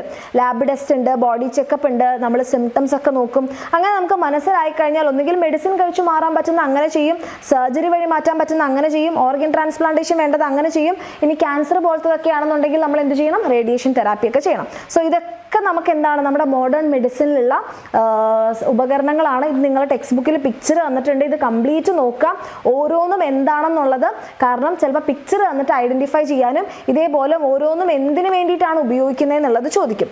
പിന്നെ നമുക്കിതേ ഓരോ ബ്രാഞ്ചസ് ഓഫ് ബയോളജി ഉണ്ട്. ഓരോ ബ്രാഞ്ചസ് എന്തിനാണ്, ഓരോ പ്രത്യേകം കാര്യങ്ങൾ. കാർഡിയോളജി ആണെങ്കിൽ ഹാർട്ട്, പീഡിയാട്രിക്സ് ആണെങ്കിൽ കുട്ടികൾക്ക് വേണ്ടിയിട്ട്, ഗൈനക്കോളജി ആണെങ്കിൽ ലേഡീസും ഡെലിവറി ഒക്കെ ആയിട്ട് റിലേറ്റഡ്, യൂറോളജി ആണെങ്കിൽ നമ്മുടെ യൂറിൻ റിലേറ്റഡ്, അതായത് കിഡ്നി റിലേറ്റഡ് പ്രശ്നങ്ങൾ, നെഫ്രോൺ ആണെങ്കിൽ കിഡ്നി റിലേറ്റഡ് പ്രശ്നങ്ങൾ, ന്യൂറോളജി ആണെങ്കിൽ നമ്മുടെ നെർവസ് സിസ്റ്റം, ENT ആണെങ്കിൽ ഇയർ, നോസ്, ത്രോട്ട് റിലേറ്റഡ് ആയിട്ടുള്ള പ്രശ്നം. ആൻഡ് ഇവിടെയാണ് നമുക്ക് ആൻറ്റിബയോട്ടിക്സ് വരുന്നത്. ആൻറ്റിബയോട്ടിക്സ് എന്ന് പറഞ്ഞാൽ നമ്മൾ ബാക്ടീരിയയ്ക്ക് എഗെയിൻസ്റ്റ് ആയിട്ട് ഉപയോഗിക്കുന്ന മെഡിസിൻസ് ആണ് ആൻറ്റിബയോട്ടിക്സ്. ഇത് നമുക്ക് ഒന്നെങ്കിൽ നമ്മുടെ ബാക്ടീരിയയിൽ നിന്നോ ഫംഗസിൽ നിന്നോ എല്ലാ മൈക്രോ ഓർഗാനിസത്തിൽ നിന്നോ നമുക്ക് എന്ത് ചെയ്യാതെ എടുക്കാൻ വേണ്ടി പറ്റും, ഇത് നമുക്ക് ഉണ്ടാക്കിയെടുക്കാൻ വേണ്ടി പറ്റും. ഇത് ഉപയോഗിച്ച് നമുക്ക് ബാക്ടീരിയനെ മാത്രമേ നശിപ്പിക്കാൻ വേണ്ടി പറ്റുള്ളൂ. ഇതിൻ്റെ സൈഡ് എഫക്ട്സ് എന്തായാലും നോട്ട് ചെയ്ത് വെക്കുക മക്കളെ. കാരണം അമിതമായിട്ടുള്ള ഉപയോഗം നമ്മുടെ ശരീരത്തിലെ യൂസ്ഫുൾ ബാക്ടീരിയ നശിപ്പിക്കും, നമ്മുടെ വൈറ്റമിൻ ക്വാണ്ടിറ്റി കുറയും. മെയിനായിട്ട് എന്താണെന്ന് പറഞ്ഞു കഴിഞ്ഞാൽ നമ്മൾക്ക് ആൻറ്റിബയോട്ടിക് റെസിസ്റ്റൻസ് ഉണ്ടാകും. നമ്മുടെ ഈ പാത്തോജൻ ആൻറ്റിബയോട്ടിക്കിനെതിരായിട്ടുള്ളൊരു റെസിസ്റ്റൻസ് ഡെവലപ്പ് ചെയ്യും. പിന്നെ എന്താണെന്ന് വെച്ച് കഴിഞ്ഞാൽ അതല്ലാതെ നമുക്ക് അമിതമായിട്ടുള്ള അൺസയൻറ്റിഫിക് ആയിട്ടുള്ള use, diarrhoea, vomiting, stomach pain, allergy പോലത്തെ പ്രശ്നങ്ങളും, പിന്നെ കൂടുതൽ യൂസ് ചെയ്യുമ്പോൾ നമ്മുടെ ലിവറും കിഡ്നിയും ഒക്കെ അടിച്ചു പോകാനുള്ള ചാൻസും ഉണ്ട്. ഓക്കെ, സോ അതെന്തായാലും നോട്ട് ചെയ്ത് വെക്കാം. പിന്നെ ബാക്കിയുള്ള പാത്തോജൻസിനെതിരെ നമ്മൾ എന്താണ് ചെയ്യുക? ഇപ്പോൾ വൈറസിനെതിരായിട്ട് ആൻറ്റിവൈറൽ മെഡിസിൻ, ഫംഗസിനെതിരായിട്ട് ആൻറ്റി ഫംഗൽ മെഡിസിൻ, പിന്നെ നമ്മുടെ വേംസിനെതിരായിട്ട് ആൻറ്റി ഹെൽമിന്ത് മെഡിസിൻ, അതായത് വിരകൾക്കെതിരായിട്ട്. ആൻറ്റി പൈററ്റിക് എന്ന് പറഞ്ഞാൽ നമ്മുടെ പനി കുറയാൻ, ശരീര താപനില കുറയ്ക്കാൻ വേണ്ടി ഉപയോഗിക്കുന്നതാണ് ആൻറ്റി പൈററ്റിക് മെഡിസിൻസ്. പിന്നെ നമ്മുടെ ബ്ലഡ് ഡൊണേഷൻ്റെ കാര്യത്തിലേക്ക് വരുമ്പോൾ നമുക്ക് എല്ലാവർക്കും ബ്ലഡ് ഡൊണേറ്റ് ചെയ്യാൻ വേണ്ടി പറ്റില്ല. 18 വയസ്സിനും 60 വയസ്സിനും ഇടയിലുള്ള ആൾക്കാരായിരിക്കണം. സാംക്രമിക രോഗങ്ങളുള്ളവർ ഡൊണേറ്റ് ചെയ്യാൻ പാടില്ല. മുലയൂട്ടുന്ന അമ്മമാരും പ്രഗ്നന്റ് മദേഴ്സും ചെയ്യാൻ വേണ്ടി പാടില്ല. 3 മാസത്തിൽ ഒരിക്കൽ മാത്രമേ നമ്മളിത് ചെയ്യാൻ വേണ്ടി പാടുള്ളൂ. പിന്നെ ബോഡി വെയിറ്റ് ഏകദേശം ഒരു 50 kg ഉണ്ടാവണം. ഈ പറയുന്ന അസുഖങ്ങളൊന്നും ഇല്ലാത്ത ആൾക്കാരായിരിക്കണം. ഹീമോഗ്ലോബിൻ്റെ അളവ് ഒരു 12.5 gram per deciliter ഉണ്ടെങ്കിൽ മാത്രമേ നമുക്ക് ചെയ്യാൻ വേണ്ടി പറ്റുള്ളൂ. മെൻസ്ട്രേഷൻ്റെ സമയത്ത് ചെയ്യാൻ വേണ്ടി പറ്റില്ല. ഓക്കെ, ഇത്തരം കാര്യങ്ങളൊക്കെ ശ്രദ്ധിച്ചിട്ട് വേണം നമ്മൾ എന്ത് ചെയ്യാൻ, രക്തദാനം ചെയ്യാൻ. ഇത് ഒരു തവണ കഴിഞ്ഞ വർഷം ഇതേപോലത്തെ ഒരു ക്വസ്റ്റ്യൻ ചോദിച്ചിട്ടുണ്ടായിരുന്നു. എന്തൊക്കെയാണ് ഗൈഡ് ലൈൻസ് എന്നുള്ളത് അത് നോട്ട് ചെയ്യുക കേട്ടോ. പിന്നെയാണ് നമ്മുടെ ബ്ലഡ് ട്രാൻസ്ഫ്യൂഷൻ. നമ്മുടെ സമ്മതത്തോട് കൂടിയിട്ട് നമ്മൾ ഒരാൾ മറ്റൊരാൾക്ക് രക്തം കൊടുക്കുന്നതിനെയാണ് ബ്ലഡ് ട്രാൻസ്ഫ്യൂഷൻ എന്ന് പറയുക. അങ്ങനെ ബ്ലഡ് ട്രാൻസ്ഫ്യൂഷൻ ചെയ്യുന്ന സമയത്ത് പ്രത്യേകം ശ്രദ്ധിക്കേണ്ടതാണ് ബ്ലഡ് ഗ്രൂപ്പ്. അപ്പോൾ ഒരാളുടെ ബ്ലഡ് ഗ്രൂപ്പ് നമുക്കറിയാം എ ബി ഒ ഒക്കെ ഉണ്ട്. അപ്പോൾ എങ്ങനെയാണത് തീരുമാനിക്കാന്ന് ചോദിച്ചു കഴിഞ്ഞാൽ based on the antigen present in the RBC. A antigen ആണെങ്കിൽ A blood group, B antigen ആണെങ്കിൽ ബി ബ്ലഡ് ഗ്രൂപ്പ്, 2 ആൻറ്റിജൻസ് ഉണ്ടെങ്കിൽ AB blood group, no antigens ആണെങ്കിൽ 0 O ബ്ലഡ് ഗ്രൂപ്പ്. അപ്പോൾ ആൻറ്റിജൻ ഏതാണോ ഓപ്പോസിറ്റ് ആൻറ്റിബോഡി. ഇവിടെ എ ആണെങ്കിൽ B antibody, B ആണെങ്കിൽ A antibody, 2 antigens ഉള്ളതുകൊണ്ട് നോ ആൻറ്റിബോഡി, ഒന്നും ഇല്ലാത്തതുകൊണ്ട് 2 ആൻറ്റിബോഡി. പിന്നെയുള്ളൊരു ആൻറ്റിജൻ ആണ് RH ആൻറ്റിജൻ അല്ലെങ്കിൽ ആൻറ്റിജൻ D. ഇത് റീസസ് എന്ന് പറയുന്ന മങ്കിയിലാണ് ആദ്യമായിട്ട് കണ്ടുപിടിച്ചത്, അതുകൊണ്ടാണ് RH എന്ന് പറഞ്ഞത്. ഇതുണ്ടെങ്കിൽ പോസിറ്റീവ്, ഇല്ലെങ്കിൽ നെഗറ്റീവ് ബ്ലഡ് ഗ്രൂപ്പ്. അങ്ങനെയാണ്. ഇനി നമ്മൾ ബ്ലഡ് ട്രാൻസ്ഫ്യൂഷൻ ചെയ്യുമ്പോൾ ശ്രദ്ധിക്കേണ്ടത് ഡൊണേറ്റ് ചെയ്യുന്ന ആളുടെ ആൻറ്റിജനും റിസീവ് ചെയ്യുന്ന ആളുടെ ആൻറ്റിബോഡിയും. ഓക്കെ, നമ്മുടെ ശരീരത്തിൽ നാച്ചുറലി ഇല്ലാത്ത ഒരു ആൻറ്റിജൻ ആണ് നമ്മൾ ഡോണറുടെ കയ്യിൽ നിന്ന് വാങ്ങിക്കുന്നതെന്നുണ്ടെങ്കിൽ അവിടെ ആൻറ്റിജൻ ആൻറ്റിബോഡി ഇൻറ്ററാക്ഷൻ നടന്ന് ബ്ലഡ് ക്ലോട്ട് ഫോം ചെയ്യാൻ സാധ്യതയുണ്ട്. അപ്പം നമ്മൾ ബ്ലഡ് വാങ്ങിക്കുന്ന സമയത്ത് എന്ത് നോക്കണം, എൻ്റെ ശരീരത്തിൽ നാച്ചുറലി ഉള്ള ആൻറ്റിജൻ തന്നെയാണോ ഞാൻ വാങ്ങിക്കുന്നത് എന്ന് ചെക്ക് ചെയ്തതിന് ശേഷം മാത്രമേ വാങ്ങിക്കാൻ പറ്റുള്ളൂ. അല്ലെങ്കിൽ എന്ത് സംഭവിക്കും, ബ്ലഡ് ക്ലോട്ട് ഫോം ചെയ്യും. ഇനി നമ്മുടെ last animal and plant diseases. അതിൽ അനിമൽ ഡിസീസസ് നിങ്ങൾക്ക് ആകെ ഒരു ഫുട്ട് ആൻഡ് മൗത്ത് ഡിസീസ്, നമ്മുടെ വൈറസ് ഉണ്ടാക്കുന്നതാണ് പശുക്കളിൽ. പിന്നെ ആന്ത്രാക്സ് ബാക്ടീരിയ ഉണ്ടാക്കുന്നതാണ് പശുക്കളിൽ. പിന്നെ നമ്മുടെ മാസ്റ്റൈറ്റിസ് അകിട് വീക്കം, ഇതും ബാക്ടീരിയ ഉണ്ടാക്കുന്നതാണ്. ദെൻ റാനിക്കറ്റ് ഡിസീസ് അല്ലെ കോഴി വസന്ത, വൈറസ് ഉണ്ടാക്കുന്നതാണ് കോഴിയിലും താറാവിലൊക്കെ. ദെൻ പ്ലാന്റ് ഡിസീസസ് ആണ് നിങ്ങൾക്ക് കുറച്ച് അധികം ഉള്ളത് മക്കളെ. അതിൽ ബാക്ടീരിയ ഉണ്ടാക്കുന്ന 2 അസുഖങ്ങൾ, ഒന്ന് വിൽട്ട് ഓഫ് ബ്രിഞ്ചോളും ബ്ലൈറ്റ് ഓഫ് പാഡിയും. അപ്പോൾ ഇതിൽ വിൽട്ട് ഓഫ് ബ്രിഞ്ചോൾ എന്ന് പറഞ്ഞാൽ നമ്മുടെ ഇലകൾ ഇങ്ങനെ വാടി പോകുന്നു, പിന്നെ ഗ്രാജുവലി എന്താണ് ലീഫ് മഞ്ഞ കളറാകും, ഗ്രോത്ത് ഒക്കെ കുറയും, ബ്രാഞ്ചസ് ഒക്കെ പൊഴിഞ്ഞു പോകും. ബ്ലൈറ്റ് ഡിസീസ് എന്ന് പറയുമ്പോൾ റൗണ്ട് യെല്ലോ സ്പോട്ട്സ് ആണ്, നെല്ലിലാണ് ഉണ്ടാവുക. ദെൻ വൈറസിൻ്റെ ബഞ്ചി ടോപ്പ് ഓഫ് ബനാന എന്ന് പറയുമ്പോൾ ബനാനയുടെ നീളമൊക്കെ കുറഞ്ഞ് ഇലകളൊന്നും സ്പ്രെഡ് ആവാതെ നടുവിൽ ഇങ്ങനെ കെട്ടിക്കിടക്കുന്നതാണ്. അങ്ങനെ അവരുടെ വളർച്ച സ്റ്റണ്ടഡ് ആവുന്നതാണ്. Leaves become short, narrow and stand upright. ഇങ്ങനെ നിൽക്കുന്നതിന് പകരം ബനാന ലീവ്സ് ഇങ്ങനെ നിൽക്കും, ഗ്രോത്ത് നിന്ന് പോകും. മൊസൈക്ക് ഡിസീസ് എന്ന് പറയുമ്പം ഇലകളിൽ ഒരു മൊസൈക്ക് പാറ്റേൺ, സാധാരണ ഫുൾ ഗ്രീൻ ലീവ്സിന് പകരം ഇടയ്ക്കിടയ്ക്ക് മഞ്ഞ കുത്തുകളൊക്കെ ഉണ്ടാവും, ഇലകളൊക്കെ ഇങ്ങനെ വളഞ്ഞു വരാൻ വേണ്ടി തുടങ്ങും, അങ്ങനെ ഗ്രോത്ത് നിന്ന് പോകുന്നതാണ്. Initially light yellow coloured patches form ചെയ്യും, പിന്നെ ഗ്രാജുവലി അത് വൈറ്റ് ആകും, അങ്ങനെ വളർച്ച നിൽക്കും. ടാപ്പിയോക്കയിലാണ് കാണുന്നത്. പിന്നെ നമ്മുടെ ബഡ് റൂട്ട് ഓഫ് കോക്കനട്ട്, കോക്കനട്ടിന്റെ കൂമ്പ് ചീയൽ എന്ന് പറയും. അതായത് ടെൻഡർ കോക്കനട്ട് ലീവ്സ് എല്ലാം എന്താകും, യെല്ലോ കളർ ലീവ്സ് ആകും. ആൻഡ് ക്രൗൺ ഓഫ് കോക്കനട്ട്, അതായത് അതിന്റെ കൂമ്പ് എന്ന് പറയുന്ന മുകളിലുള്ള ഭാഗമില്ലേ അത് ചീഞ്ഞ് ഇലകളൊക്കെ കൊഴിഞ്ഞു പോകുന്ന അവസ്ഥ. ക്വിക്ക് വിൽട്ട് എന്ന് പറഞ്ഞാൽ പെപ്പറിലാണ് ഫംഗസ് കാരണം ഉണ്ടാകുന്നതാണ്, പെട്ടെന്ന് വാടിപ്പോവുക. Okay, wet marks on the leaves of the leaves and stem. And leaves എന്ത് ചെയ്യുന്നു, ഫോളോ ചെയ്യുന്നു, പെട്ടെന്ന് തന്നെ എന്ത് ചെയ്യുന്നു, നമ്മുടെ വാടിപ്പോകുന്നു. സോ ഈ അസുഖങ്ങളൊക്കെ നോട്ട് ചെയ്ത് വെക്കുക, വെരി ഇമ്പോർട്ടൻറ്റ്. പിന്നെ ലാസ്റ്റ് നമ്മുടെ സസ്യങ്ങളിലെ പ്രതിരോധ മക്കളെ നമുക്ക് എന്തൊക്കെയുണ്ട്, സെൽ വാൾ ഉണ്ട്, അതേപോലെ തന്നെ ആൻറ്റി മൈക്രോബിയൽ സബ്സ്റ്റൻസ് ആരുണ്ടാക്കും, നമ്മളൊരു അറ്റാക്ക് വന്നു കഴിഞ്ഞാൽ പാത്തോജൻസിനെ കില്ല് ചെയ്യാൻ വേണ്ടിയിട്ട് പ്ലാന്റ്സ് തന്നെ ഉണ്ടാക്കും. പിന്നെ ചില എൻസൈംസ് ഉണ്ടാക്കും, എന്തിനു വേണ്ടിയിട്ട്, പാത്തോജൻസിനെ കില്ല് ചെയ്യാനും ഇൻഫെക്റ്റഡ് ഏരിയ സ്പ്രെഡ് ആവാതിരിക്കാൻ ഓട്ടോലൈസിസ് നടത്തും. പിന്നെ അവരെന്ത് ചെയ്യുന്നുണ്ട്, മറ്റുള്ള ഭാഗങ്ങളിലേക്ക് സിഗ്നൽസ് കൊടുക്കും. അതേപോലെ തന്നെ സെല്ലിൻ്റെ ഉള്ളിലേക്ക്, അഥവാ സെൽ വാൾ ആരെയും ക്രോസ് ചെയ്ത് കഴിഞ്ഞാലും സെല്ലിൻ്റെ ഉള്ളിലേക്ക് കടക്കാതിരിക്കാൻ ഒരു കാലോസ് എന്ന് പറയുന്ന ലെയർ ഉണ്ട്. ഇത്രയും കാര്യങ്ങളാണ് നമ്മുടെ പ്ലാന്റ്സിൻ്റെ ഡിഫൻസ്. ഇതും നോട്ട് ചെയ്ത് വെക്കാം. ഓക്കെ, സോ അത്രേ ഉള്ളൂ. നമ്മുടെ ചാപ്റ്റർ ഒരു വലിയ ചാപ്റ്ററാണ്, പക്ഷേ ഒരു കുറഞ്ഞ സമയം കൊണ്ട് നിങ്ങൾക്ക് തീർത്തു തരാൻ പറ്റി. നിങ്ങൾക്ക് ഇത് മനസ്സിലായിട്ടുണ്ടെങ്കിൽ തീർച്ചയായിട്ടും കമൻറ്റ് ചെയ്യുക. നമുക്ക് നെക്സ്റ്റ് ഒരു വീഡിയോയിൽ കാണാം. Thank you.